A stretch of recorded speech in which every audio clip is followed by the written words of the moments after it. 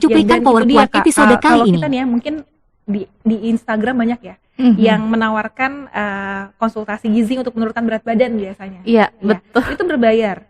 Ya aku jadi kayak berasa dilihat enggak ya? Jadi kekurangan ini. Cuman yang paling umum di Indonesia adalah anemia gizi besi tadi. Akhirnya kita memberikan apa ya, tambah darah, penambahan zat besi. Nah tapi ya kita tetap juga harus bersamai dengan makanan-makanan yang alami, makanan-makanan yang tinggi juga zat besinya. Iya, betul. Contohnya apa, tahu nggak? Tahu nggak makanan yang Apa guys? kata orang tuh kata orang luar negeri ya, itu sampah. Apa ya? Selamat datang di Power Puan.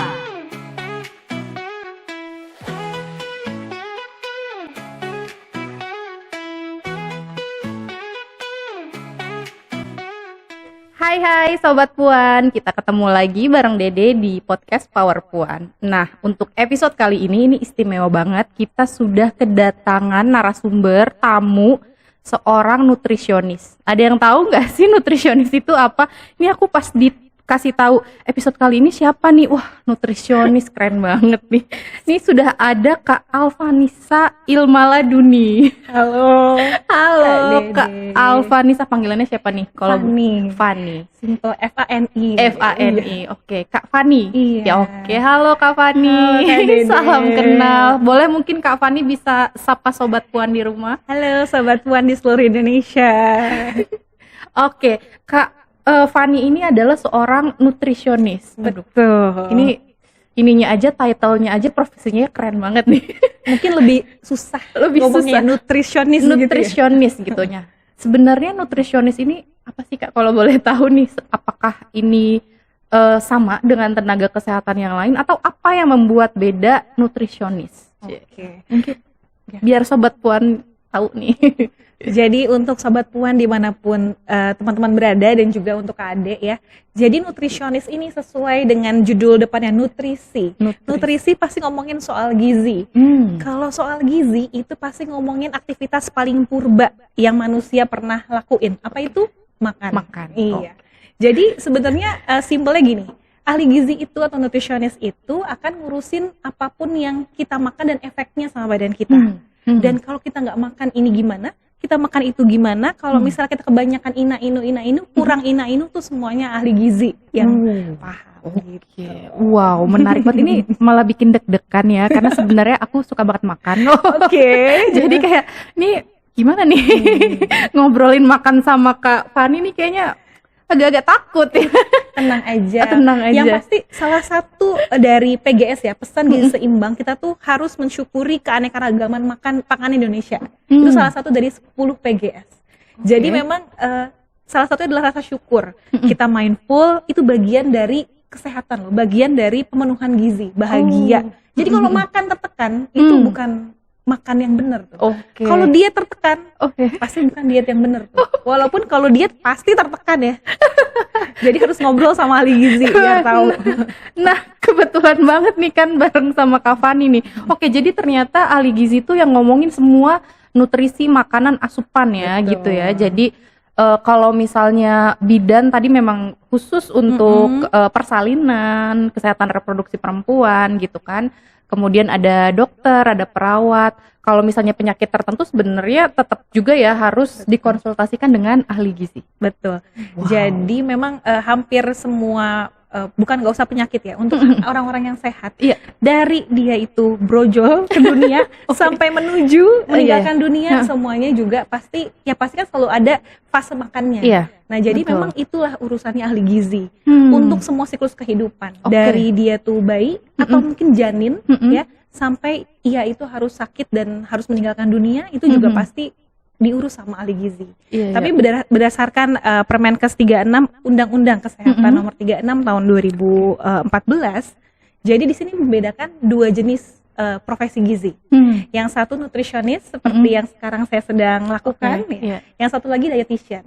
Nah, kalau nutrisionis nih lebih mengarah ke urusan masalah gizi masyarakat. Nah, kalau dietitian memang spesifik di rumah sakit atau gizi klinis. Oh gitu. Oke, wow. Ini profesinya Kak Fani menarik banget ya. Nih kayaknya mungkin ada sobat puan yang tertarik nih. Berarti kuliahnya itu jurusan gizi. Oh iya, aku baru tahu gitu ya. Kalau di beberapa kampus tuh ada yang gizinya masuk ke FK, Fakultas Kedokteran. Jadi memang ke arah gizi klinis. Gitu. Ada juga yang masuk gizinya tuh ke ilmu kesehatan tuh banyak sekarang. Akhirnya rumpun gizi itu masuk ke Fakultas Ilmu Kesehatan. Itu masing-masing kampus beda. Ada juga di Poltekkes. Poltekkes tuh mau di Jakarta, Poltekkes Makassar, Poltekkes manapun, memang dia D3 atau D4 gizi seperti itu. Wah, ini pengetahuan baru sih, sebenarnya menarik banget bahwa ternyata lingkup kesehatan itu profesinya tidak hanya dokter, perawat, bidan gitu ya, tapi ternyata lebih luas dari itu gitu. Wah, ini terima kasih sekali loh Kak Fani udah mau datang ke Power Puan dan juga sharing buat sobat Puan. Kak Fani itu sekarang bekerja di Puskesmas Kecamatan Tanjung Priok. Betul, di Puskesmas Tanjung Priok. Anak Jakarta Utara nih. Anak Jakut. Anak Jakut. Jadi kelihatan ya dari mukanya ya. Ini adalah anak Jaksel Jakarta Utara. Jakarta Utara penuh apa mukanya? Penuh debu. Enggak ya. Bahagia Jakarta Utara ada JIS, ada Ancol ya kan. JIS ada Ancol. Iya bener. Mana pantai cuma di Jakarta Utara. Pantai bener. Seru banget ya ngomong sama Kak Fani. Jadi Kak Fani itu sekarang bekerja di Puskesmas. Ini menarik sih sebenarnya. Karena aku juga nggak tahu ya kalau ternyata di Puskesmas itu ternyata ada ahli gizi. Ada ahli gizi. Wow. Iya, ini sebenarnya jauh sebelum saya berkecimpung di profesi ini juga. Memang dari dulu sebenarnya ada ahli gizi. Saya pun nggak terlalu paham awalnya ya. Apa itu ahli gizi, ternyata di Puskesmas juga. Nah, memang ada di Puskesmas dan sebaiknya memang sebenarnya harusnya setiap Puskesmas tuh ada ahli gizinya. Tapi kalau untuk daerah Jakarta semuanya udah ada? Di daerah Jakarta semua Puskesmas kecamatan, tingkat kecamatan tuh minimal 2 lah. Nggak mungkin dari yang 1 tuh nggak mungkin. Jadi sebenarnya di Jakarta alhamdulillah sudah cukup tersebar. Bahkan di tingkat Puskesmas pembantu juga ada nutrisionis atau ahli gizinya. Wow. Tapi nggak tahu ya kalau di Indonesia lain. Di Indonesia teman saya yang di daerah Madura, satu kecamatan hanya 1 ahli gizi.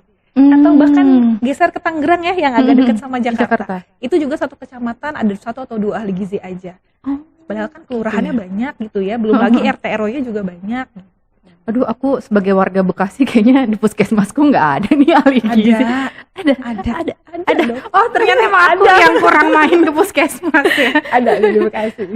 Wow, berarti sebenarnya idealnya di seluruh Puskesmas di Indonesia itu harusnya ada ahli gizinya. Harusnya ada ahli gizi, bahkan sampai tingkat Puskesmas pembantu. Oke. Menarik ya. Nah, yang membedakan nih Kak, sebenarnya layanan ahli gizi gitu ya, nutrisionis dalam Puskesmas sebenarnya bisa memberikan layanan apa aja sih gitu. Jadi kembali lagi nutrisionis itu adalah ahli gizi masyarakat, lebih ke arah kesehatan masyarakat.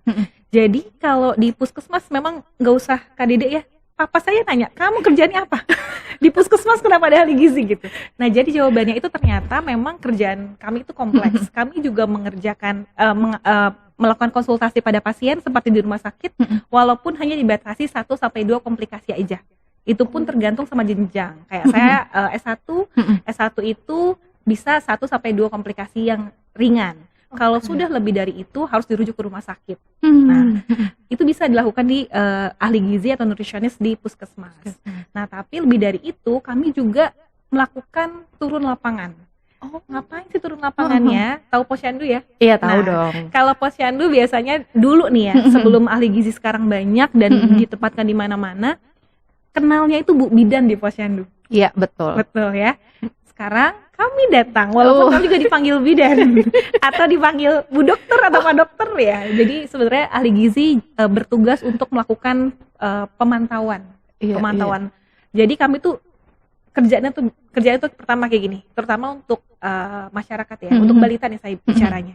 Pertama kami akan mencari dulu penjaringan masalah kesehatan atau masalah gizi untuk balita di masyarakat. Kita jaring, kita assessment, kita cari. Jadi kerjaannya kita cari masalah memang. Ya kurang banyak masalah nutrisionis itu ya. Nyari-nyari masalah nih apa di sini. Iya betul.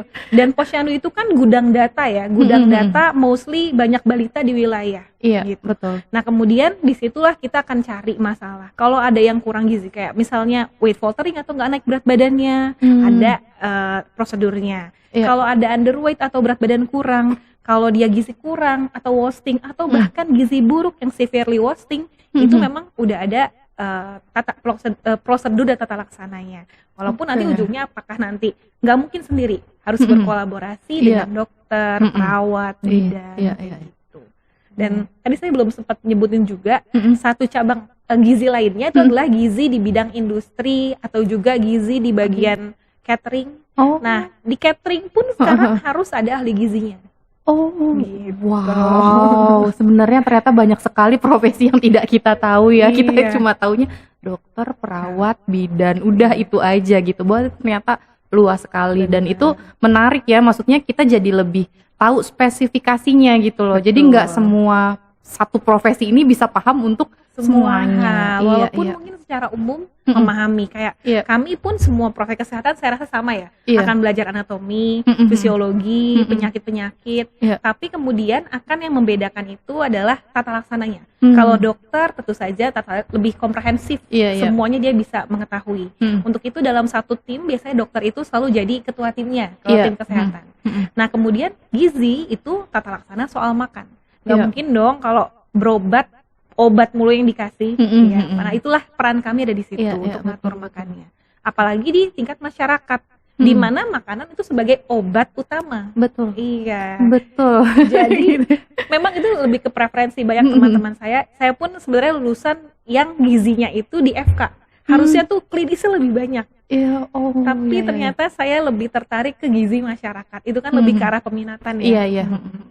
Oke. Nah, tadi menyebutkan juga ya sebenarnya persoalan kekurangan gizi juga nggak cuma satu ya Kak ya. Ternyata banyak banget. Dan bahkan kalau tadi Kak Fani udah menjelaskan nih ke Sobat Puan tadi bilang bahwa dari persoalan gizi itu, ini kalau kita ngomongin nutrisi itu kan dari lahir sampai dengan mau meninggal gitu kan. Dan ternyata banyak sekali persoalannya. Nah, kalau misalnya boleh nggak sih kalau misalnya aku nih kayaknya ada yang salah deh dengan cara makanku atau nutrisiku atau merasa badanku kurang fit atau apa gitu ya dengan makan, bisa ya konsultasi ke nutrisionis di puskesmas? Boleh banget. Jadi sebenarnya ya ini menurut saya puskesmas itu adalah pusat kesehatan masyarakat. Rumah sakit, rumah untuk yang sakit. Jadi pelayanan puskesmas itu seharusnya melingkupi orang-orang yang sehat, termasuk kakak nih. Oh, kakak merasa sehat, gue gak sakit dong. Tapi pengen tahu nih gimana cara pengaturan makan. Nah, boleh banget konsultasi ke ahli gizi di puskesmas gitu. Menarik kan guys? Dan yang menariknya lagi free. Nah, itu dia. Jangan mau rugi, kalian harus membangun awareness terhadap tubuh sendiri. Ya, dan itu dia Kak. Kalau kita nih ya mungkin di Instagram banyak ya yang menawarkan konsultasi gizi untuk menurunkan berat badan biasanya. Iya, betul. Itu berbayar. Ya, aku jadi kayak berasa dilihat enggak ya? Itu berbayar. Tapi sebenarnya kalau di puskesmas bisa, ahli gizinya mampu untuk melakukan itu. Tapi kadang-kadang orang-orang tuh dengan sekali datang udah cukup gitu. Padahal enggak, padahal harus terus ditempel. Istilahnya kami tempel tuh harus lihat dulu perkembangannya, 2 minggu lagi datang atau sebulan lagi datang untuk konsultasi lagi, mana kurangnya. Dan sifatnya nutrisionis ini memang sebagai konselor gitu. Konselor itu artinya kami tidak mendikte orang, mendikte kakak nih untuk melakukan harusnya begini makannya. Kami tuh harus bisa menyesuaikan dengan pola kakak. Konselor itu kan seperti itu ya, nggak bisa mendikte kakak sendiri yang harus terlibat untuk memilih saya tuh mau bagaimana, saya tuh kayak gini. Ya kamu sebagai konselor yang harusnya bantu saya untuk kebiasaan saya tuh nggak diubah, tapi saya bisa ke arah yang sehat. Kayak gitulah kurang lebihnya. Ini aku dari tadi speechless sih sejujurnya, kayak mikirin kapan ya aku mau ke puskesmas buat ke ahli gizi. Langsung kayak tergugah ya, oke lah gue mau ke puskesmas gitu. Karena biasanya tuh di puskesmas taunya ahli gizi itu cuma rujukan dari dokter nih. Oh, di DM nih rujuk ke gizi, tapi nggak ada tuh hampir jarang mandiri yang datang ujuk-ujuk nih, saya pengen dong nurunin berat badan, itu hampir jarang. Walaupun ada lah pasti gitu. Berarti kalau ada itu berarti ahli gizinya sudah mampu untuk mengiklankan, bukan mengiklankan ya, untuk mempromosikan bahwa gizi itu di puskesmas itu bisa loh untuk semua masyarakat. Wah, terima kasih Kak Fani. Ayo Sobat Puan, kita ke puskesmas bersama-sama untuk ke ahli gizi. Nah, tadi balik lagi ya ngomongin soal persoalan gizi ya buat anak-anak ya. Tadi kan ada kayak kurang gizi, terus tadi tumbuh kembangnya, ternyata juga nggak cuma soal dia kurang gizi, tapi juga tadi ya kalau ada berat badan yang tidak naik, itu juga sudah masuk ke dalam persoalan ya. Nah, sejauh ini nih Kak mau tanya sih sebenarnya soal kebijakan dan juga program-program pemerintah nih untuk menanggapi ya persoalan-persoalan kekurangan gizi itu sebenarnya udah sejauh mana sih Kak? Apalagi maksudnya untuk lingkup daerah DKI Jakarta ya yang memang semua ahli gizinya sudah ada. Iya, jadi sebenarnya sudah sangat proper ya kalau menurut saya. Kami bisa bergerak bebas dari mulai penjaringan, tata laksana. Tata laksana itu kan bukan cuman menganjurkan Bu harus makanan yang sehat ya. Ya kalau nggak punya duit gimana? Nggak bisa dong dia untuk mengadakan makanan sehat itu. Nah, di DKI Jakarta sendiri sudah banyak tuh program-programnya. Ya, dan itu semuanya bukan cuman asal ngambil CSR, tapi memang sudah dilindungi dan memang udah ada undang-undangnya, udah ada Permenkesnya, sudah ada juga pergubnya. Contohnya nih di Posyandu. Di Posyandu itu harus ada PMT, pemberian makanan tambahan tuh yang dulu tuh kesannya kacang ijo gitu. Oh iya benar suka ada pembagian suka ya. ada pembagian, tapi kalau sekarang memang arahnya lebih ke arah protein hewani lah. Ya, jadi udah jarang, mudah-mudahan ya udah jarang nemuin kacang hijau di Posyandu. Itu dananya dari mana? Dana dari pemerintah. Jadi masyarakat nggak perlu membayar untuk dapatkan PMT penyuluhan itu. Gitu. Karena sifatnya tadi ya pemberian makanan tambahan ini adalah blanket untuk semua anak yang datang ke Posyandu atau anak di wilayah yang datang ke Posyandu akan dapat PMT penyuluhan itu, namanya PMT penyuluhan.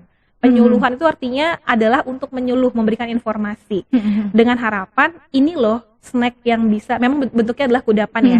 Ini loh snack atau kudapan yang bisa ibu-ibu provide buat anak-anaknya di rumah. Misalnya nih minggu ini sebulan sekali ya. Bulan ini adalah makaroni skotel.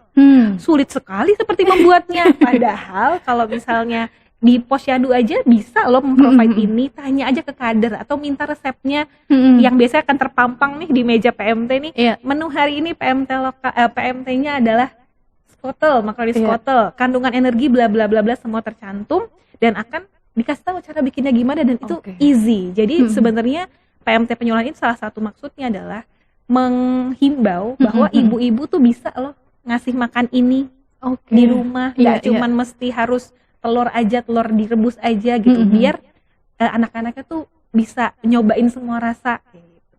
Ada lagi namanya PMT pemulihan. Nah itu adalah memulihkan, jadi khusus untuk balita-balita yang dia punya masalah gizi, seperti tadi white faltering, gizi kurang, berat badan kurang, terutama gizi buruk dan stunting, itu semuanya udah tercakup layanannya, termasuk tadi PMT-nya di pemerintah, baik itu di rumah sakit ataupun di puskesmas.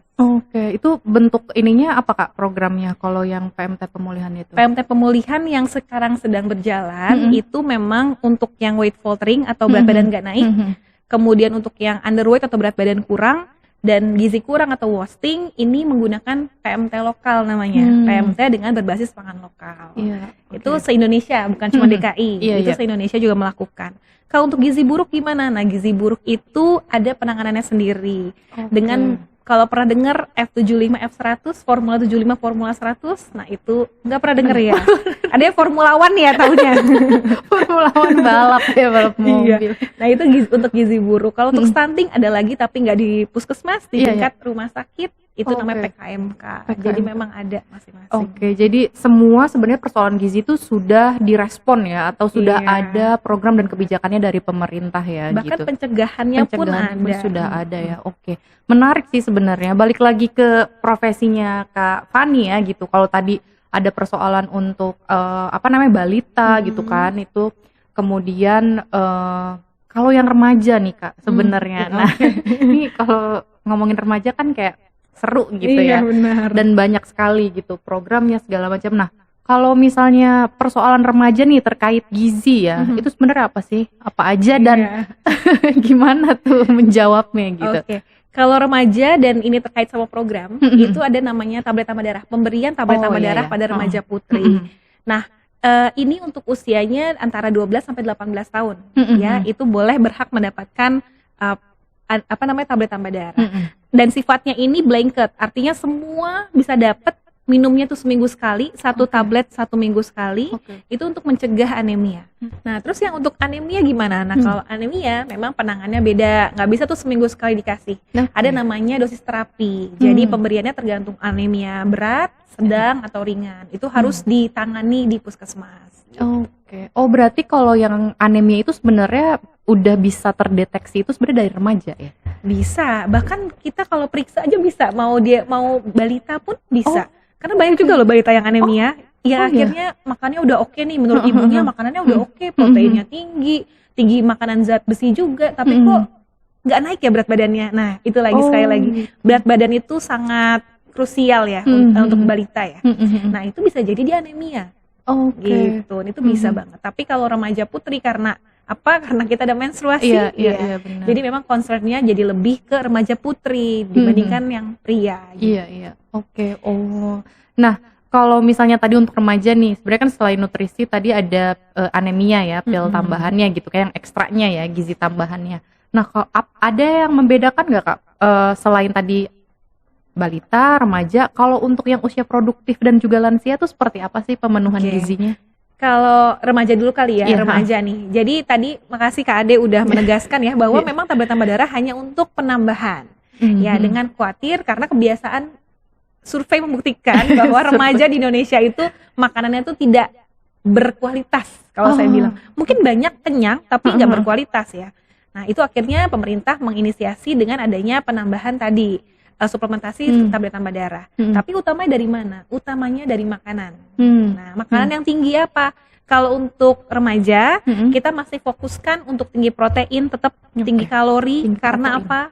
Anak remaja tuh bukan berarti dia sedang berhenti bertumbuh. Justru itu adalah growth spurt ya, atau puncak pertumbuhan.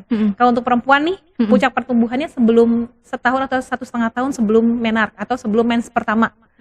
Gitu. Dan bisa dilanjutkan ya untuk tinggi badan ya, terutama 6-8 tahun setelah dia menstruasi pertama.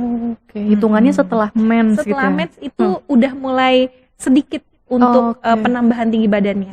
Sebelum menstruasi tuh makanya perempuan tuh justru lagi growth spurtnya yang paling besar itu adalah sebelum mens. Makanya kalau kita ngelihat ya, kalau anak-anak SD kok yang perempuan lebih tinggi daripada laki-laki. Lebih cepat gitu ya. Lebih cepat.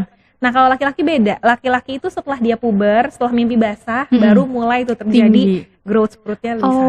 Itu ternyata ya, kita jadi tahu nih fakta secara medisnya ternyata demikian, Sobat Puan. Jadi makanya jangan sedih ya kalau kita punya anak laki-laki pendek banget. Sedih maksudnya nggak apa-apa, kita harus concern berarti kalau sedih ya.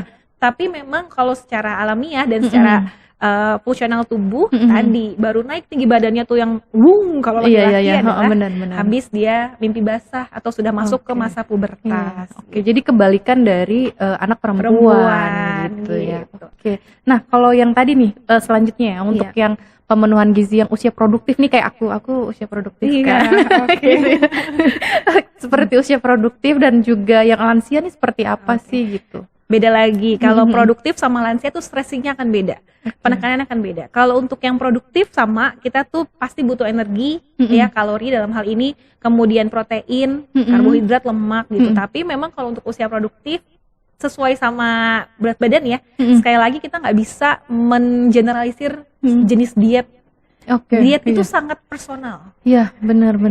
Jadi nggak bisa kita ikutin si A dietnya begini, kalau kita belum tentu cocok loh, kita belum tentu butuh yang seperti itu loh, gitu. Nah, jadi harus beda-beda, dan sekali lagi stressingnya itu adalah di usia produktif boleh di kalsium, ya, karena kalsium ini kan kita sudah menuju kan usia produktif itu adalah lansia muda ya, menuju renta gitu, terus menerus ya. Kalau nyampe amin sampai lansia guys. Betul. Gitu ya. Jadi stressnya di kalsium dan vitamin B kompleks, termasuk vitamin B12 tuh hubungannya soal syaraf, kemudian untuk membantu kesehatan hormonal dan seterusnya. Tapi yang paling ditekankan tadi ya, bukan paling sih ya, yang cukup lebih menjadi stresnya adalah kalsium. Dan nggak mesti susu. Ingat, kalsium tidak mesti susu. Tahu nggak Kak Dede? Ada satu tumbuhan ya, sayuran, mencatat nih apa? yang punya kalsium paling tinggi dari semua tumbuhan lain. Oke, apa tuh? Pokcoy, ya siapa yang suka pokcoy? Tahu nggak pokcoy? Iya tahu, sayuran keluarga, hijau. betul, keluarga sawi dia, Keluarga tapi sawi. agak bantet ya. Dan itu tuh ternyata adalah tinggi sekali sama yang namanya kalsium. Oh wow, Iya. nice info ya. Info. Nah, kita nih yang udah usia produktif memang harus lebih banyak juga makan serat. Oke. Gitu. Jadi memang serat itu bukan cuma untuk BAB tok loh. Oh, biar BAB lancar makan sayur. Sebenarnya nggak sesederhana itu. Ya, serat itu punya mekanisme yang cukup ajaib di dalam tubuh. Belum lagi vitamin-vitamin yang dari sayuran hijau gitu ya. Itulah stressingnya. Nah, sekarang untuk lansia. Kalau untuk lansia hampir sama.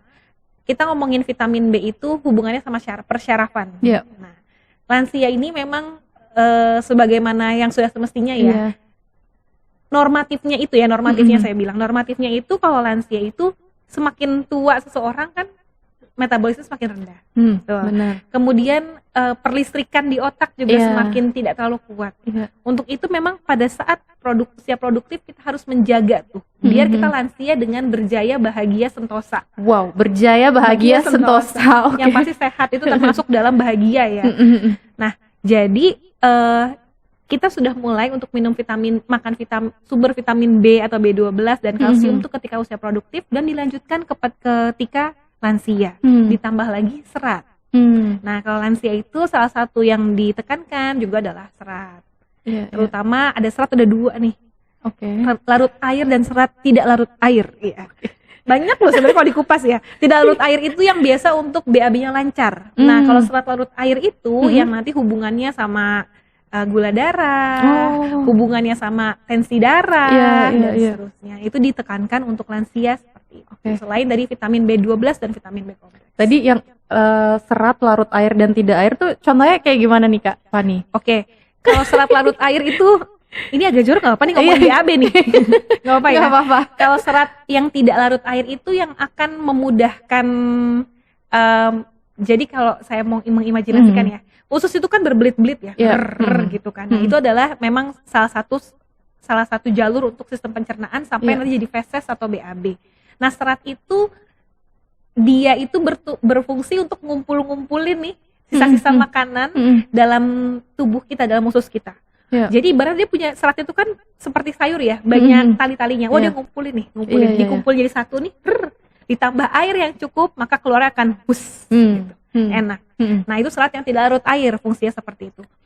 Nah, kalau serat larut air itu hubungannya sama gula darah adalah dia membantu untuk sama seperti serat tidak larut air, tapi yang dia tangkepin kalau untuk ngomongin sama gula darah ya, yaitu gula-gula dalam darah itu dia tangkepin tuh. Jadi nggak liar berkelihar, ini hanya mengimajinasikan aja ya. Nggak liar berkeliaran dalam darah yang akhirnya malah bikin kita jadi diabetes, insulin resistance yang akan jadi diabetes nantinya gitu. Banyak banget kalau untuk serat itu ya. Ini luar biasa loh obrolannya, aku jadi gak sambil belajar ini. Tadi aku mau meng-highlight banyak banget, tapi ternyata semua obrolannya tuh highlight dan penting banget gitu. Dan sekali lagi tidak ada satu zat gizi atau satu zat makanan pun yang paling sempurna kecuali ASI untuk usia 0 sampai 6 bulan ya, untuk bayi usia 0 sampai 6 bulan. Jadi kalau saya ngomongin ini yang bagus cuma vitamin B doang, ini yang tinggi, bukan berarti semuanya nggak butuh. Ya, semuanya tuh saling berkait gitu. Itulah kenapa pesan gizi seimbang menekankan bahwa kita harus makan beraneka ragam pangan. Karena dalam satu makanan, katakanlah ya, telur. Telur ini dia salah satu fun fact ya tentang telur. Telur itu punya protein pembatas yang paling lengkap. Jadi protein itu ada banyak tuh, protein asam amino maksud saya. Ada sistein kalau pernah dengar, leusin, Nah, untuk telur itu tuh paling lengkap semuanya.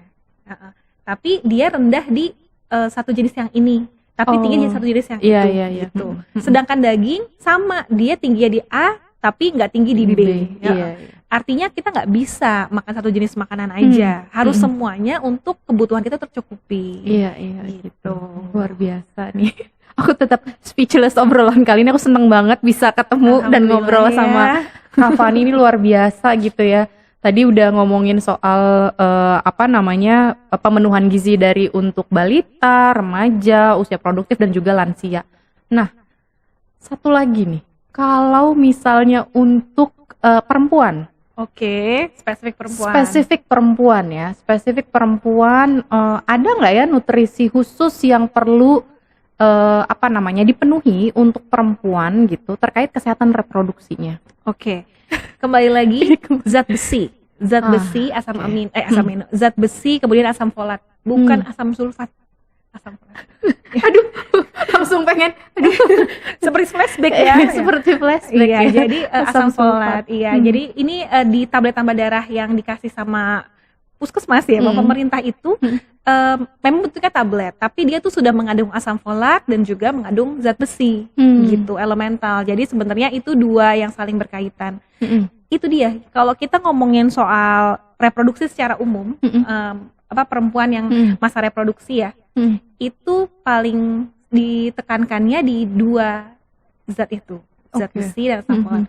Sekali lagi, walaupun bukan artinya semua zat gizinya itu nggak perlu ya, perlu tapi memang ditekankan ke arah sana. Karena hubungannya sama apa? Lagi-lagi anemia. Tahu nggak kenapa anemia itu jadi masalah? Kenapa ketika seorang ibu hamil datang ke puskesmas itu anemia, yang kalang kabut bukan cuman dianya masih santai biasanya ya.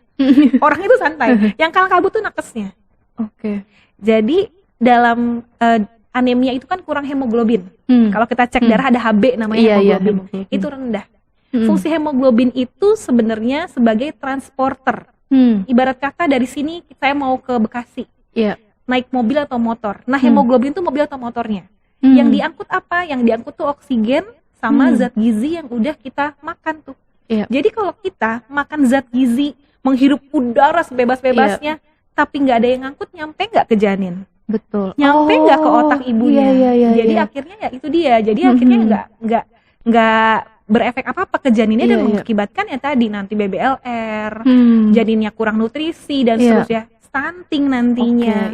Stunting. Gitu. Jadi yang panik biasanya kita, ibunya mah tidak apa-apa, saya tidak merasakan apa-apa. Itu juga unik. Itu juga salah satu fenomena loh. Kenapa? Kan selama ini saya anemia, tapi saya nggak kenapa-napa, saya masih bisa hidup dengan tenang dan nyaman, saya masih bisa bekerja dan belajar. Tubuh kita itu punya mekanisme plastisitas yang artinya apa ya? Tubuh kita itu bisa menyesuaikan lingkungan. Itu hebatnya badan ya.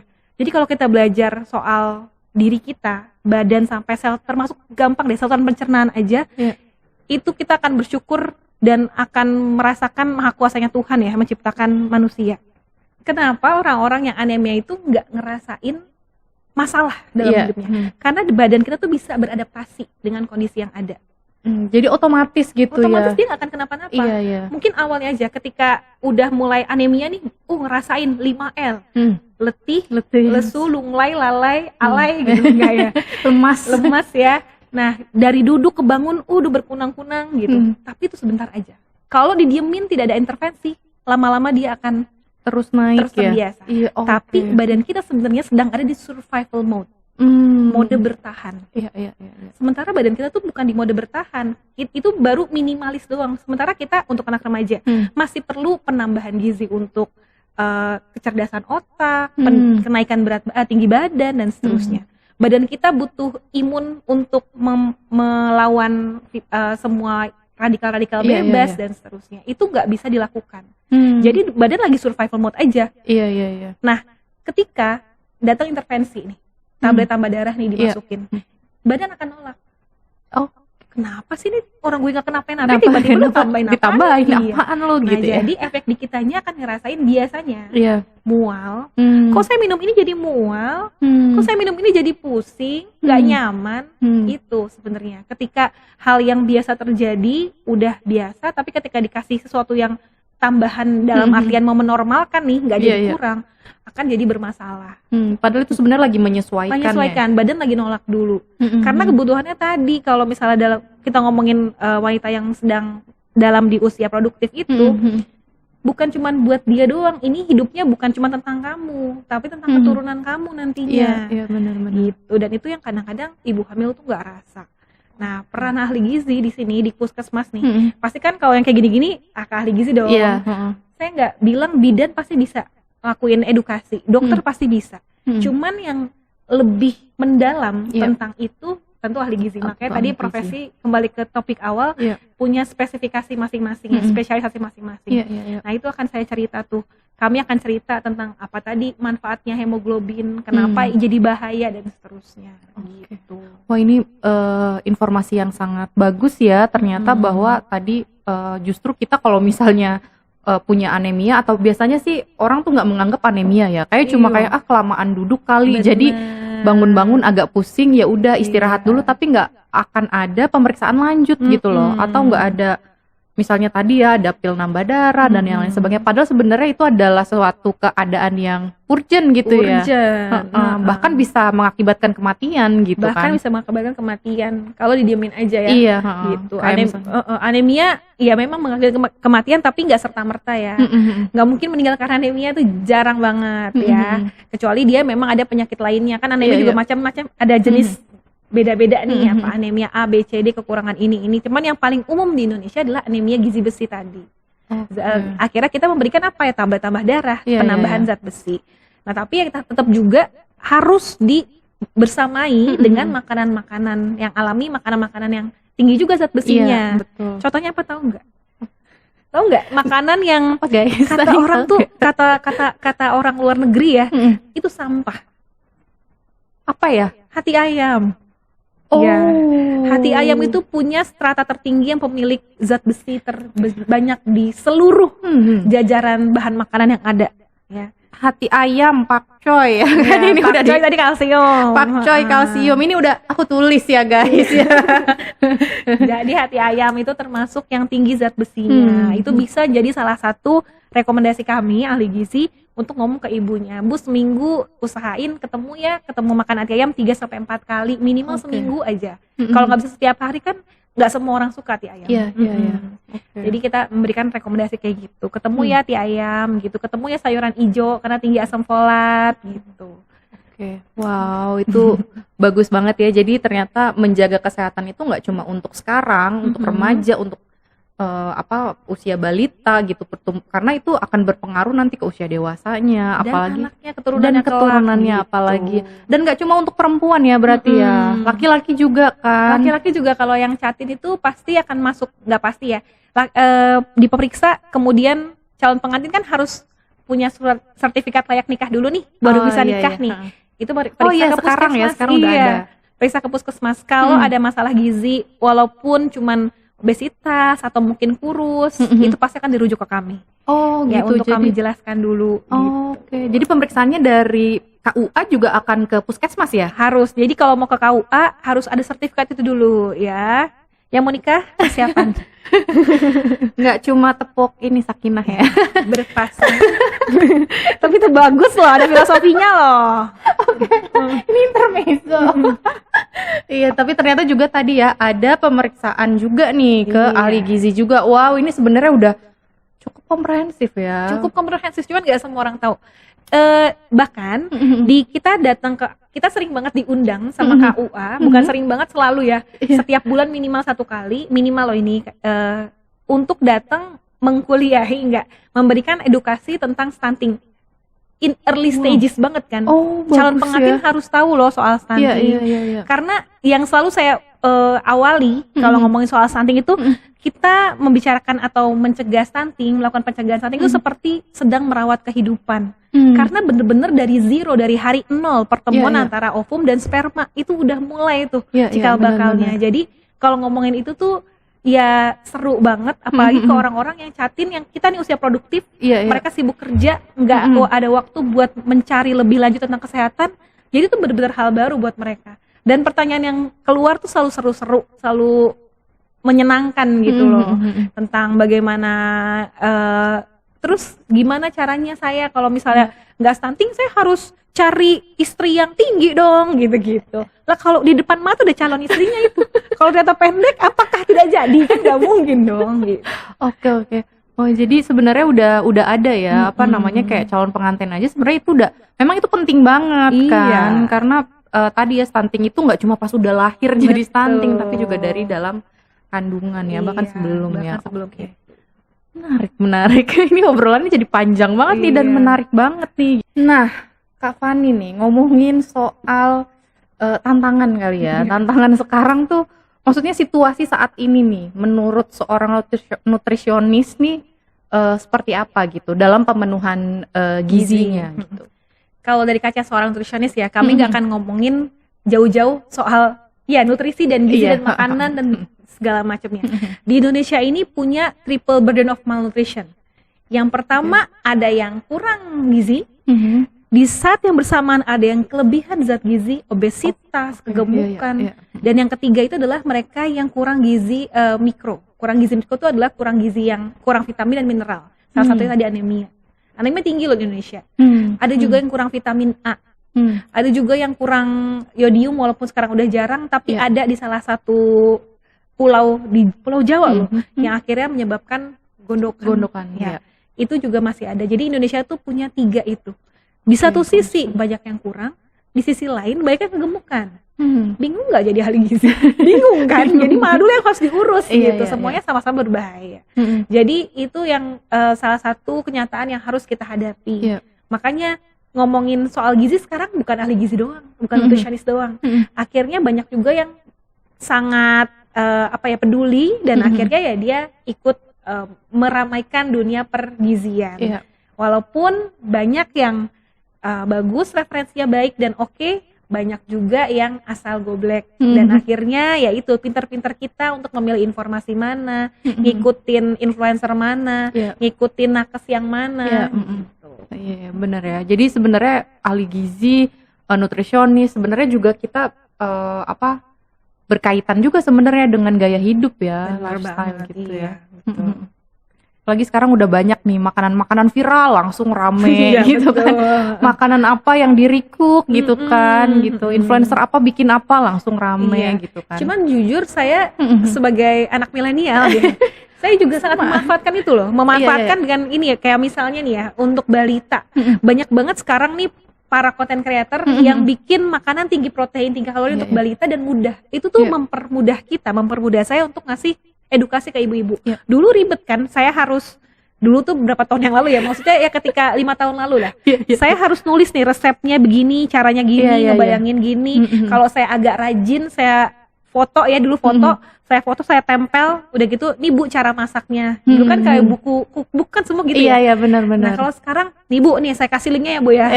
Bu kesini aja nih Bu, nih caranya nih, Chef Devina nih, misalnya kayak gitu. Bu follow ini aja nih Bu. Gitu. Dia enak nih, gampang masaknya gitu. Jadi itu sebenarnya salah satu keuntungan di era informasi ini yang banjir banget. Tapi ya kita kan jadi sebagai orang yang bertanggung jawab sebagai nakes, orang yang paham, mengarahkan ke klien kita atau ke masyarakat, ini loh yang oke. Yang ini kayaknya patut dipertanyakan lagi deh, nanti dulu ya, mendingan yang ini dulu, kayak gitu-gitu. Jadi kita yang ngarahin. Wow, oke. Ternyata sekarang udah mempermudah ya. Jadi sebenarnya jangan malas untuk mencari informasi gitu ya. Jadi termasuk ya, saya tadi dengar sebelum kita mulai ya, PowerPoint ini kan sampai ke tingkat mana di luar Jakarta betul. Di pedalaman-pedalaman ada komunitas-komunitasnya, itu merupakan salah satu perpanjangan tangan kami loh nakes yang mungkin nggak bisa nge-reach di daerah pedalaman mana. Nah itu dengan ada komunitas-komunitas itu ngasih informasi yang tepat, saya rasa itu harus diperbanyak, justru harus dimasifkan gitu. Nah itu jadi PR kita guys. Iya kita Mas Oji, Mas Ewat, Mbak Rika, semuanya itu jadi PR YKP dan juga Sobat Puan nih tuh. Jangan malas untuk memberikan informasi. Yang udah tahu, yang udah nonton ini, ayo langsung kasih informasi, disebarkan linknya ke semuanya biar semuanya nonton Kak Fani nih. Oke, ternyata kita udah lama banget ya. Ternyata masih kurang nih kayaknya nih ngobrolnya. Tapi sebelum kita ke pertanyaan terakhir, Sobat Puan di rumah jangan lupa untuk follow semua sosial media YKP. Jangan lupa subscribe juga YKP TV buat selalu update informasi terkait episode baru Power Puan dan juga informasi-informasi terkait kegiatan YKP dan juga informasi-informasi terkait kesehatan reproduksi. Nah, Sobat Puan di rumah yang mau juga ngasih ide buat siapa nih narsum yang mau diundang atau tema buat topik berikutnya nih, tema-tema buat berikutnya di episode PowerPoint juga boleh kasih komen aja, atau kalau malu udah DM aja deh sama kita. Jangan lupa itu ya. Sama mungkin Sobat Puan di rumah yang mau konsultasi atau juga mau nge-follow sosmednya Kak Fani boleh? Iya. Boleh kan? Tapi jangan mengharapkan macam-macam. Sosmed saya sih cuma curhatan doang dan marah-marah ya. Tapi curhatannya berdaging ya guys. Insya Allah ya. Boleh ke Instagram di @faniduni. Oke, ada di sini ya. Jangan lupa untuk follow Instagramnya Kak Fani dan juga YKP. Oke, pertanyaan terakhir nih Kak Fani. Harapannya Kak Fani atau pesan-pesan Kak Fani sebagai nutrisionis nih untuk Sobat Puan di rumah tuh apa? Jadi sederhana aja, kita sudah ada di era yang banjir informasi tadi. Jangan segan-segan untuk bertanya. Pemerintah sudah banyak ngasih fasilitas, termasuk kami tidak perlu Anda bayar kalau letaknya di puskesmas nih. Jadi silahkan manfaatkan itu. Manfaatkan seluruh aparatur sipil negara ya dengan cara yang positif. Dalam hal ini kami ahli gizi siap membantu Anda di puskesmas ya. Dan juga dokter dan puskesmas dan bidan dan semua juga pasti siap membantu. Jadi informasi itu sekarang sudah kaya, bahkan harus hati-hati, pilih-pilih yang benar, jangan malu bertanya. Dari pedalaman sana kalau kena sinyal bisa kok tanya langsung ke profesor di Austria misalnya. Jadi ya kita harus terus berdaya ya. Jangan merasa inferior dimanapun kita berada. Semangat. Oke, terima kasih Kak Fani, terima kasih banyak Kak Fani sudah hadir. Pesan-pesannya itu jangan lupa Sobat Puan besok ke puskesmas buat ke ahli gizi. Pokoknya jangan diet ngikut orang ya kan, dan banyak-banyak makan pakcoy dan juga hati ayam. Awas kolesterol ya. Terima kasih, sampai ketemu lagi di episode berikutnya. Dah.